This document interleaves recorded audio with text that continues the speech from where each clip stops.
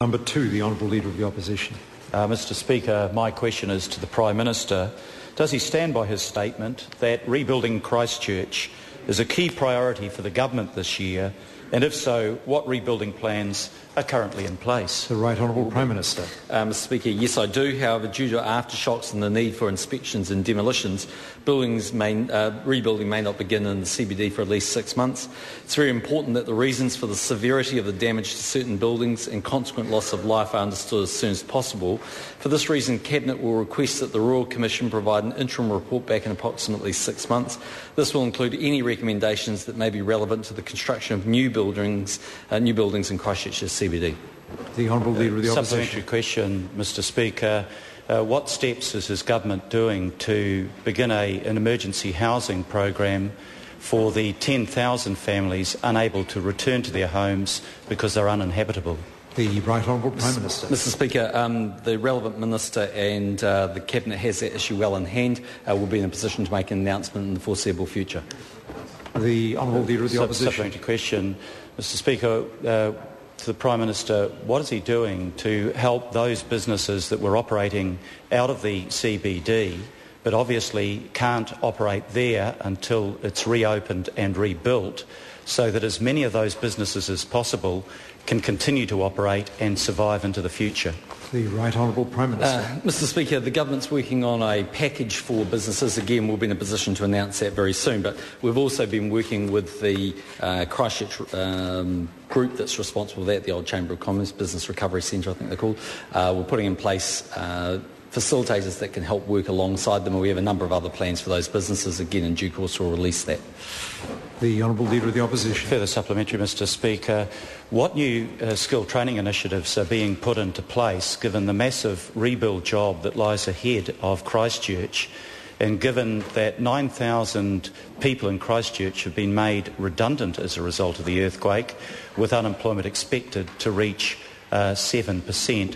What skill training initiatives are being put in place to ensure that those people can help in the rebuilding of their own city? The Right Honourable Prime Minister. Mr Speaker, the relevant ministers, Stephen Joyce for Tertiary Education and Paula Bennett for MSD, have been meeting both with their departments and the Business Recovery Group, which is the Old Chamber of Commerce, to discuss the skills requirements. They again have planning in hand, and they'll be able to make announcements in due course. Mr Speaker, given the Prime Minister's answer, what has the Canterbury building industry told his ministers about a severe shortage of skills that will exist within 12 to 18 months in the absence of real measures to actually provide for those skills?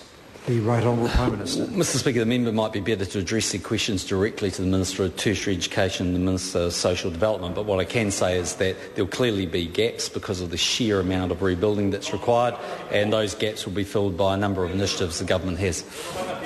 Mr Speaker, what does his Government propose to do to stop families who have lost their homes being subject to rent gouging because of a shortage of rental accommodation? The Right Honourable Prime Minister. Mr Speaker, the Government has in plan and trained some initiatives in terms of temporary housing and the likes. It's also working with a number of other providers. The Department of Housing has a website which is looking to match those who are offering rental properties with those that demand them or require them, and again we'll have more announcements to make on that in due course.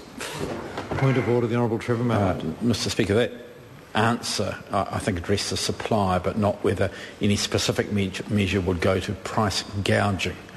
Order. The member shouldn't litigate an answer in that way, because the Prime Minister was asked what measures the Government was putting in place. Now, obviously the member was looking for some regulation rather, but the Prime Minister's answer indicated that the Government was taking a somewhat different approach, making sure supply was better matched demand. A perfectly legitimate answer.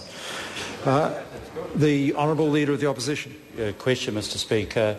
What advice has his Government, or Rugby World Cup 2011, given to the International Rugby Board about Christchurch's capacity to host the Cup Games?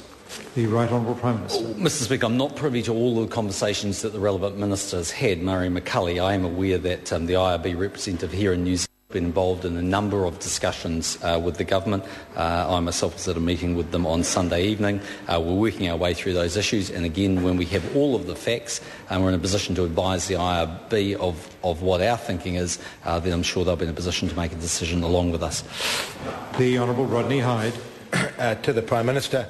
Is the Prime Minister, like me, pleased and proud in so many ways?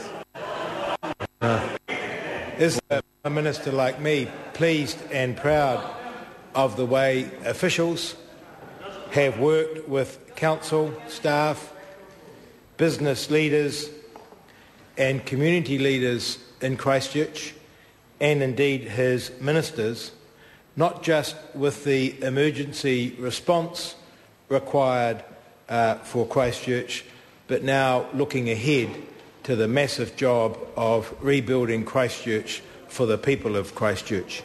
The Right Honourable Prime Minister. Mr Speaker, I am a lot like the member, although arguably we're slightly more here. Yes, I am delighted with the work that local government's been doing and the officials have been doing to work through a process to ensure that Canterbury can be rebuilt as quickly as it can. The Honourable Rodney Hyde. Mr Speaker, what role will the new sped-up processes for the Earthquake Commission play in allowing Christchurch people to get on with the business of rebuilding their lives and their houses? The Right Honourable Prime Minister. Mr Speaker, well, I'm not in a position to detail all of those today, but I can say they'll play a significant role because it's important that good and speedy decision-making can take place. Obviously, we want to work closely and in partnership with the local government in Christchurch, but everyone will appreciate that the significance of that event means that we need a different structure if we're going to be successful in rebuilding Christchurch as quickly as we can. Question number 3, material.